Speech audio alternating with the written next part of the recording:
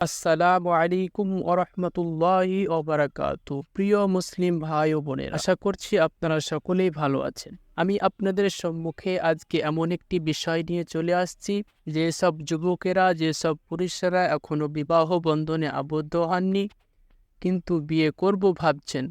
প্রত্যেকটি যুবকের মনের মধ্যে আশা থাকে যে আমি একজন দিনদার স্ত্রী নেব, দিনদার মেয়েকে বিয়ে করব।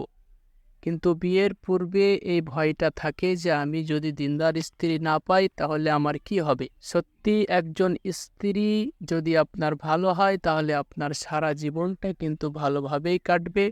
আর যদি স্ত্রী দিনদার না হয় তাহলে কিন্তু আপনার জীবনে অনেক রকমের সমস্যা দেখা দেবে। তাই আসুন, যারা এখনো বিবাহ বন্ধনে আবদ্ধ হননি তাদের জন্য আমি এমন একটি দোয়া নিয়ে আসছি। আশা করছি আপনারা যদি এই দোয়াটা পাঠ করতে পারেন, ইনশাআল্লাহ আপনার দোয়া কবুল হবে এবং আপনি একজন দিনদার স্ত্রী পাবেন। তো যাদের বিয়ে হয়েছে তারাও এই দোয়াটি করতে পারেন, যেন তাদের স্ত্রী এবং সন্তান তারা সৎ হয়ে যায়। সেই ক্ষেত্রেও কিন্তু আপনারা এই দোয়াটি করতে পারেন। তো চলুন দোয়াটি কি আমরা একটু দেখে নিই। আপনারা স্ক্রিনের দিকে লক্ষ্য করুন। বিসমিল্লাহির রহমানির রহিম। রব্বানা হাব লানা মিন আজওয়াজিনা ওয়া যুররিয়াতিনা কুররাতা আয়ুনিন ওয়াজআলনা লিল মুত্তাকিনা ইমামা।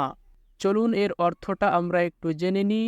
এর অর্থ হচ্ছে এটাই: হে আবার প্রভু, স্ত্রী ও সন্তানদের দ্বারা আমার চোখকে শীতল করে দাও, আমাকে পরেশগারদের আদর্শ করো।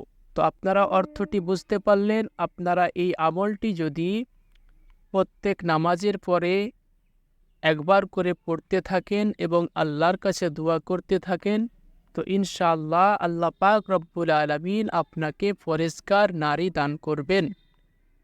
এবং যদি আপনি অশান্তিতে থাকেন, আপনার স্ত্রী যদি অশান্তি সৃষ্টি করে, তাহলেও আপনি কিন্তু এই আমলটি করতে পারেন। আশা করছি আপনি যদি ঠিকভাবে আমলটি করতে পারেন, ইনশাআল্লাহ আপনি এই সমস্যা থেকে উদ্ধার হতে পারবেন।